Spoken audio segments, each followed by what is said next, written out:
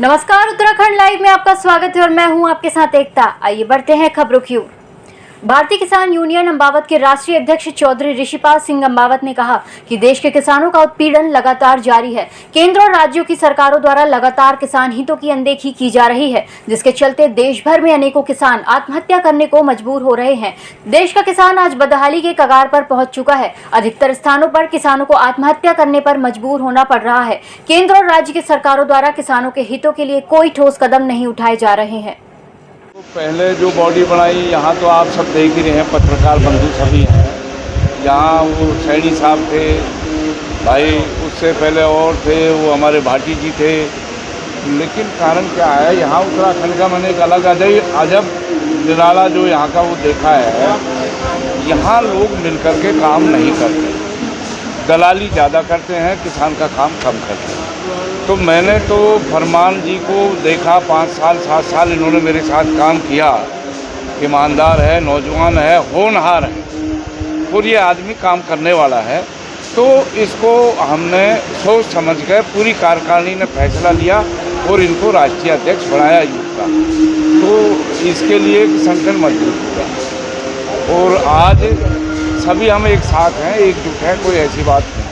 कांग्रेस प्रदेश अध्यक्ष करण माहरा की अध्यक्षता में आज से राजधानी देहरादून में 2 दिवसीय नव संकल्प क्रियान्वयन शिविर का आयोजन किया जा रहा है। आज और कल 2 दिनों तक पार्टी के नेता शिविर के विषयों पर विस्तृत चर्चा कर पार्टी के लिए उदयपुर नव संकल्प चिंतन शिविर में लिए गए निर्णयों के अनुसार उनके क्रियान्वयन के लिए कार्य योजना तैयार करेंगे। प्रदेश कांग्रेस अध्यक्ष करण माहरा ने कार्यक्रम स्थल पहुंचकर कहा कि उदयपुर नव संकल्प चिंतन शिविर में लिए गए निर्णयों को उत्तराखंड में कैसे लागू किया जाए और कांग्रेस को कैसे मजबूत किया जाए, इस पर चर्चा की जाएगी।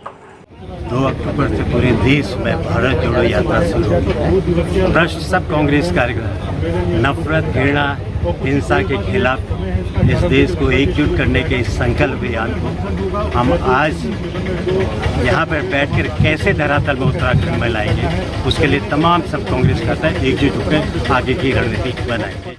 इस मंथन शिविर के द्वारा हम कांग्रेस के साथियों को जगाएंगे और ताकि वो पूरे समाज को उस सपने से बाहर ला सकें जो झूठे सपने बीजेपी ने दिखाए हैं। लगातार भ्रष्टाचार बढ़ रहा है, खनन आप देख लीजिए, मैं 2 महीने से लगातार उत्तराखंड के भ्रमण में हूँ। गढ़वाल मैंने करा है, कुमाऊँ किया है, कोई नदी ऐसी बची नहीं है जिसमें अवैध खनन नहीं हो रहा। पोकलैंड्स लगी हुई, JCBs लगी हुई, हज़ारों की संख्या में ट्रक खड़े हुए दिखाई देते हैं और इन सभी चीज़ों की तरफ हम जनता का ध्यान आकर्षित करेंगे। लोगों के बच्चे बेरोजगार हैं और महंगाई बेतहाशा बढ़ रही है।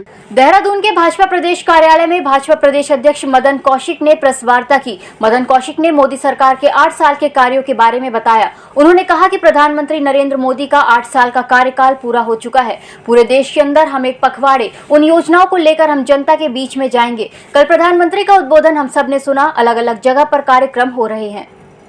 सरकार के साथ जोड़कर उस कार्य को, और परसों सभी जिलों के जिलाध्यक्ष ये इस रूप में रखेंगे और 7-8 तारीख को हमारी प्रदेश कार्य समिति हल्द्वानी में है, वो भी इस रूप में रहेगी। ये कार्यक्रम अलग से देंगे। प्रदेश के केंद्रीय मंत्री के 2 दौरे हमारे राज्य में इसी पखवाड़े को ध्यान में रख के वो बनाए गए हैं, एक कुमाऊं में, एक गढ़वाल में। तो ये कुछ बिंदु मैंने बताए हैं और मैं समझता हूँ कि आपका सहयोग जो हम लोगों ने अपेक्षित इस रूप में सोचा है वो हमें मिले। जनपद उधम सिंह नगर के तहसील जसपुर के अंतर्गत सरकारी तालाब भूमि से अतिक्रमण हटाने को प्रशासन ने कमर कस ली है। आज से अतिक्रमण पर बुलडोजर चलाया जा रहा है। तहसील जसपुर अंतर्गत सरकारी भूमि और तालाबों, चकमार्गों, नाले आदि से अतिक्रमण हटाए जाने हेतु अतिक्रमणकारियों को SDM द्वारा पूर्व में नोटिस जारी किए गए थे। जिन अतिक्रमणकारियों द्वारा अतिक्रमण को नहीं हटाया गया है, उन स्थानों पर आज से अभियान चलाते हुए मौके पर जाकर अतिक्रमण को ध्वस्त किया गया। उच्च न्यायालय द्वारा तहसील क्षेत्र के गाँव के तालाबों से अतिक्रमण हटाकर उन्हें मूल रूप में लाने के आदेश पारित किए गए थे, जिसमें सबसे पहले शुरुआत जसपुर के गांव रामनगर वन से की गई।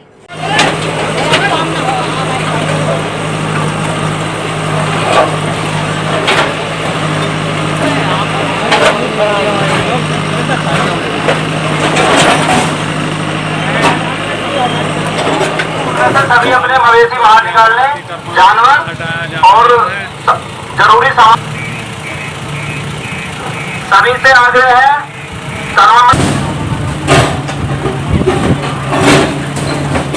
15 परिवार ऐसे हैं कि जिनके द्वारा अतिक्रमण किया गया था और उनको पूर्व में भी नोटिस दिया गया था कि माननीय सुप्रीम कोर्ट और माननीय हाई कोर्ट के द्वारा हमको निर्देश दिए हैं कुंवरपाल वर्सेस गवर्नमेंट और सूरज सिंह वर्सेस गवर्नमेंट के उसमें जो उन्हीं के अनुपालन में यहाँ पर पूर्व में नोटिस दिए गए थे और उनके द्वारा आज तक इसमें खाली नहीं करवाया गया है। तो आज की जो इनकी मियाद थी वो कल पूरी हो गई थी और आज इसी कारण से प्रशासन यहाँ पर अतिक्रमण जबरन हटा रहा है। देखिए अभी ऐसे 148 घरों को चिन्हित किया गया है और उनको नोटिस भी भेजा गया है और लगातार ही जैसे जैसे सूची उपलब्ध होती जा रही है वैसे वैसे इनको नोटिस दिया जा रहा है और उसके उपरांत लगातार कार्रवाई अभी तो जारी रहेगी। गरीब कल्याण योजना के अंतर्गत भाजपा महिला मोर्चा द्वारा आयोजित कार्यक्रम में मसूरी पहुंचे भाजपा के प्रदेश प्रभारी दुष्यंत कुमार गौतम ने भाजपा के 8 सालों को भी बेमिसाल बताया और कांग्रेस पार्टी पर जमकर निशाना साधते हुए भारत के प्रथम प्रधानमंत्री जवाहरलाल नेहरू को भी कटघरे में खड़ा कर दिया और कहा कि कांग्रेस पार्टी के शासनकाल के दौरान हजारों करोड़ रुपए के घोटाले हुए हैं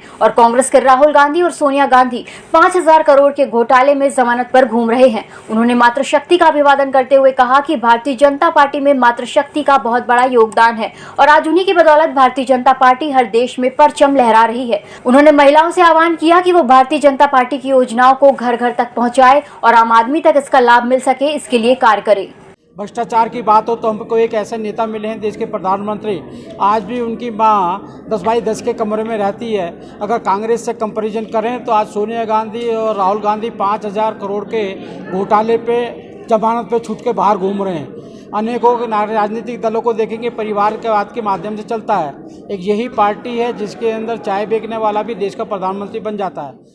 के बीच आकर महिलाओं के प्रभुत्व में अपना आशीर्वचन हम लोगों को दिया है और मोदी जी की जो भारतीय जनता पार्टी की सरकार है उनके बारे में जानकारी दी है, क्या लाभ मिला है लाभार्थियों को, यहाँ पर जिनको आयुष्मान कार्ड से लाभ मिला है या सरकार की तरफ से आर्थिक मदद मिली है उन लोगों को भी सम्मानित किया गया है। ये भारतीय जनता पार्टी की सरकार है जहाँ पर महिलाओं का सम्मान निरंतर बढ़ाया है और मुझे लगता है कि मैं जब भी बोलूँगी तो यही बोलूँगी, हर बार मोदी भाजपा की सरकार। इस बुलेटिन में फिलहाल इतना ही। नमस्कार।